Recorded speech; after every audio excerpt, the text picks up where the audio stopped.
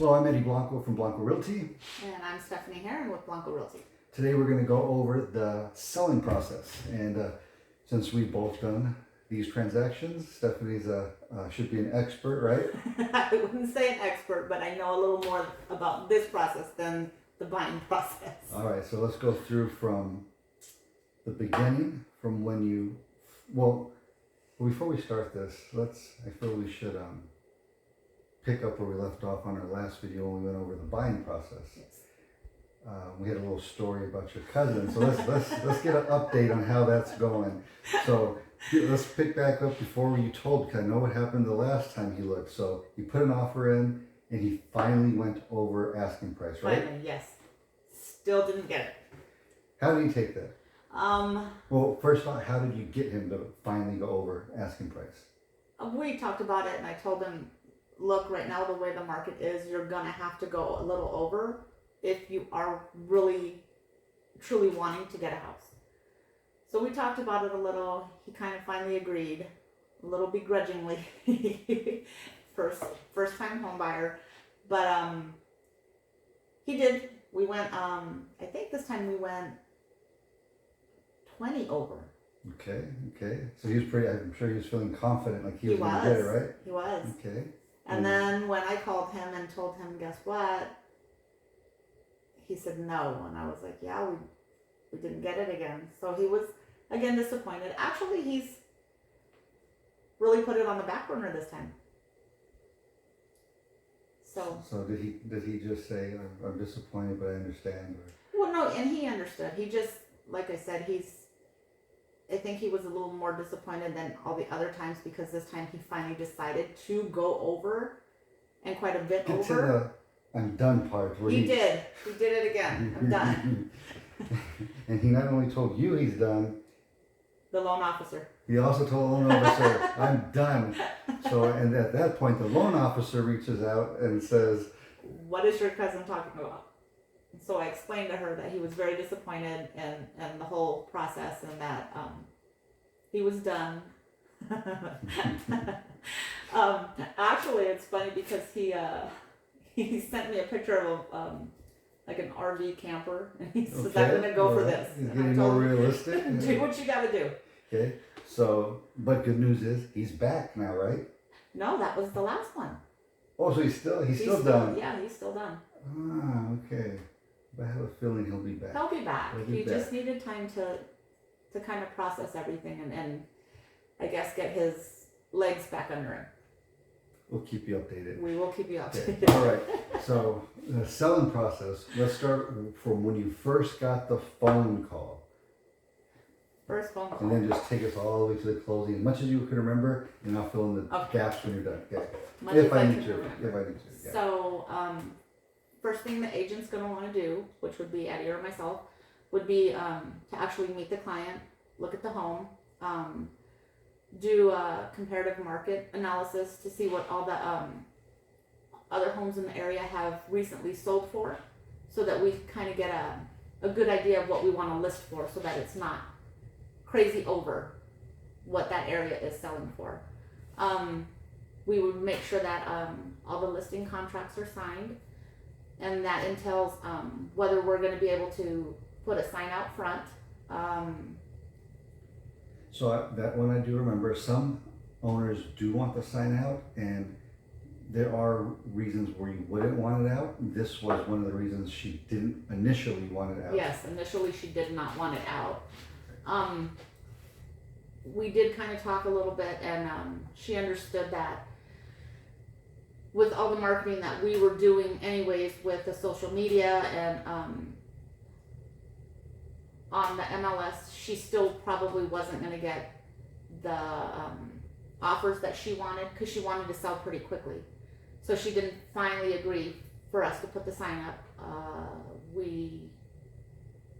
I scheduled an open house for, I think it was just a Sunday. We did the open house, had quite a few people come in. No offers from that one. Then we had to sign up that day, right?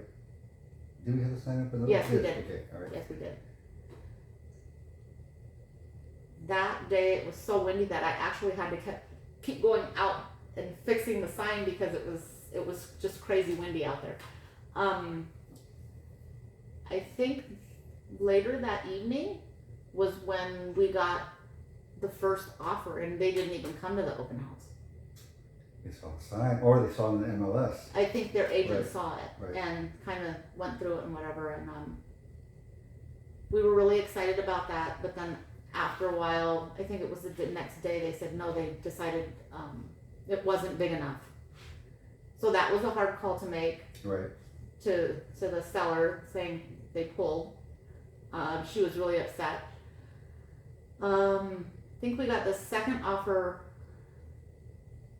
2 days later, and it was quite a bit over. They had quite a good concession that if it didn't meet appraisal, they were going to put in X amount of dollars to meet appraisal.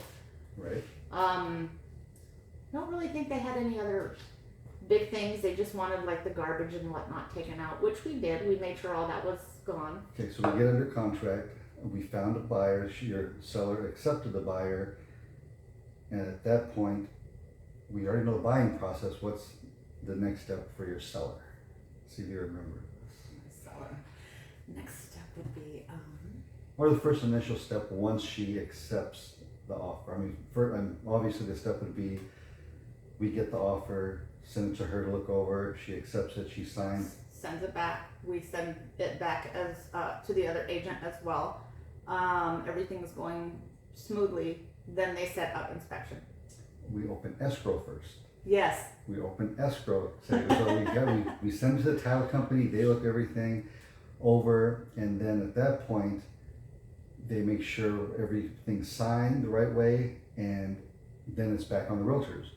So the buying process, you guys should remember, the first step is the inspection. So they set up the inspection. Inspection went well. A little bit of negotiating, but it was no big deal.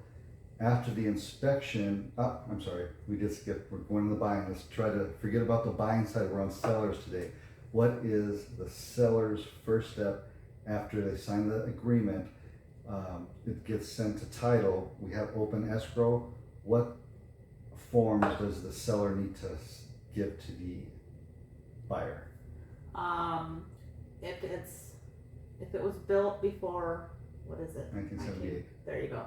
You need to have your lead-based paint. Lead-based paint disclosure. Uh-huh. Okay. With this one was not though. No, this one was not. Okay. HOA. If there's an HOA, yes. And I forget what it's called, but it's insurance, to see if there were any claims on the Clue insurance. report. There you go. One more. Oh, I don't remember the last one. Spuds. Yes. So that's just the seller disclosure to the buyer. So by law, the seller has to disclose everything they know is wrong with the house. If they don't know, I mean, they obviously can't disclose it, but they have to disclose anything they know is wrong with the house to move forward. That way the buyers have due diligence and they can decide if they want to go forward with it or not. Clue reports, same thing. They want to make sure there's no claims, or there was a claim, what it was, if it's going to be a deal breaker or not. But even with those things, they still get the inspection. So yes. The inspector is still going to check those things out, make sure the house is where they want it to be, or make sure there's not too many things wrong where they still would move forward.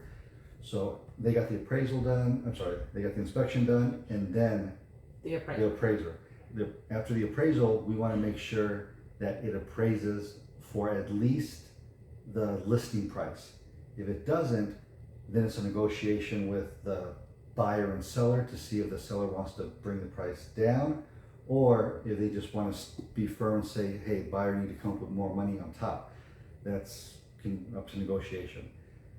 Okay, so in the seller's perspective, after the appraisal's good, what does the seller have to do next?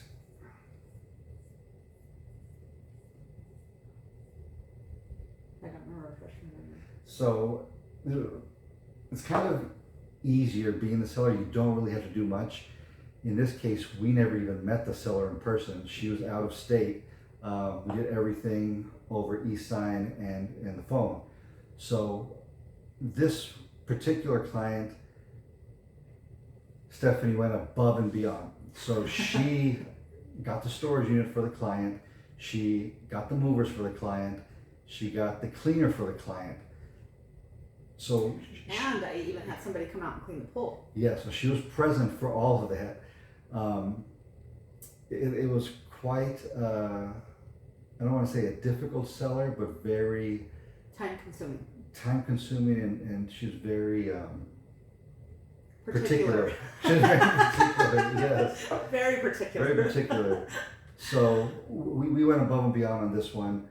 Seller, it got done. She was happy. So before we closed, in this particular circumstance, she had to get her moved, get everything out, make sure the final inspection went well. After that, really the seller just needs to sign a title for the final signing. And that was done through courier, right? Yeah. It's a mobile notary.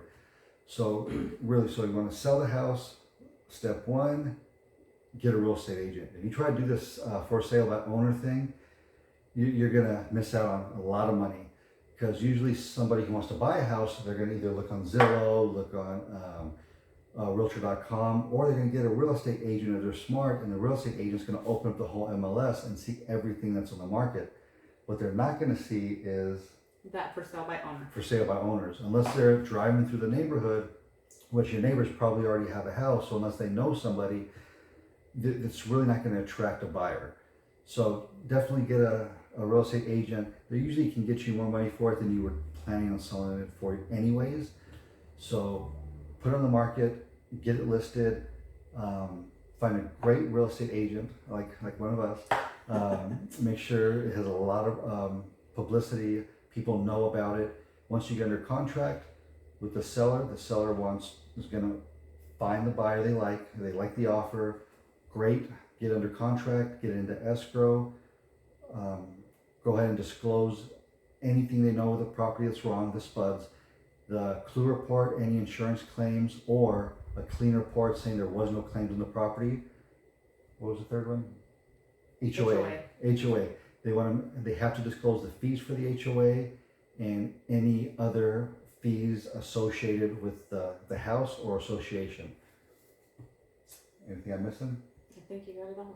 Okay, so sellers, it's still a great selling market. So the sellers really still have the majority of the control in the transactions right now, but it's not as strong as it was. Still strong, but we're getting at least a little evening out. Maybe the higher interest rates have something to do with that. But the selling process, really your real estate agent does everything. You just sign the papers and pick the buyer you like. Anything else you want to add to this? No, I don't think so. But like you said, if you're wanting to sell your house, please get a hold of one of us. Yes. We do work really well as a team. So if I can't be there for a certain part, Eddy usually will do that for me, and vice versa. So we are a very good team. So we do. You're not just hiring one of us; you're hiring the whole team. And with that being said, nice and short today. We got the cousin update. Teamwork makes a dream work. Yep. I'm Eddy Blanco. Stephanie Herman. Thank you very much. We'll see you next time. Bye-bye.